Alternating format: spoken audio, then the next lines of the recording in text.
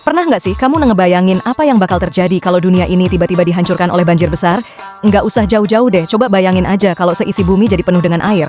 Nah, kisah tentang banjir besar itu bukan cuma ada di film atau cerita-cerita legenda, tapi juga ada dalam sejarah agama. Salah satunya, kisah Nabi Nuh yang kita bahas sekarang. Nabi Nuh, salah satu nabi yang paling dikenal di berbagai agama, punya cerita yang cukup menarik dan penuh hikmah. Bayangin aja, dia hidup di zaman di mana hampir seluruh umat manusia itu udah terjerumus dalam dosa. Kenapa? Karena mereka udah nggak peduli lagi sama Tuhan. Mereka lebih suka berbuat kerusakan, menyembah berhala, dan hidup dalam kebodohan. Nuh bukan cuma nabi biasa, dia seorang pemimpin yang tegar, yang selalu sabar menghadapi kaum yang nggak mau dengerin seruannya. Meskipun udah bertahun-tahun memperingatkan mereka tentang akibat buruk kalau terus-menerus melakukan dosa, nggak ada yang berubah. Kaumnya malah semakin menentang dan mengejeknya. Kamu nggak waras, Nuh. Mana mungkin dunia ini tenggelam dengan air, kata mereka. Tapi Nuh nggak menyerah. Dia terus berusaha dan membangun sebuah kapal raksasa yang kelak akan menyelamatkan orang-orang yang beriman dan semua jenis makhluk hidup dari bencana besar yang akan datang. Bayangin, dia harus bikin kapal itu dengan tangannya sendiri, dan tentu aja banyak yang menganggapnya gila.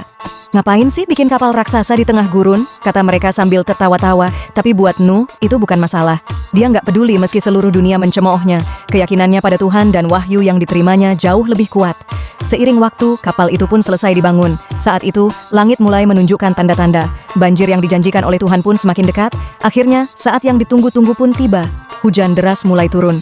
Air mulai meluap, dan banjir besar yang menenggelamkan seluruh bumi itu pun terjadi.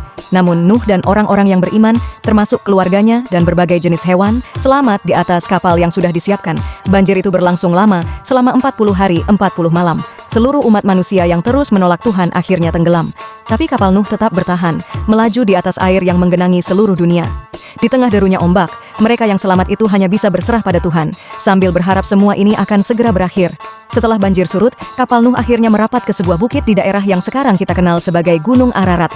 Semua yang selamat turun mulai membangun kembali peradaban di bumi yang baru dengan pelajaran berharga bahwa hanya orang-orang yang taat kepada Tuhan yang akan selamat, sementara mereka yang menolak dan melakukan kerusakan akan mendapat balasan darinya. Kisah Nabi Nuh bukan cuma tentang banjir besar. Itu adalah cerita tentang kesabaran, keteguhan iman, dan pengorbanan. Dia nggak hanya membangun kapal fisik, tapi juga membangun harapan di tengah-tengah kebencian dan penolakan.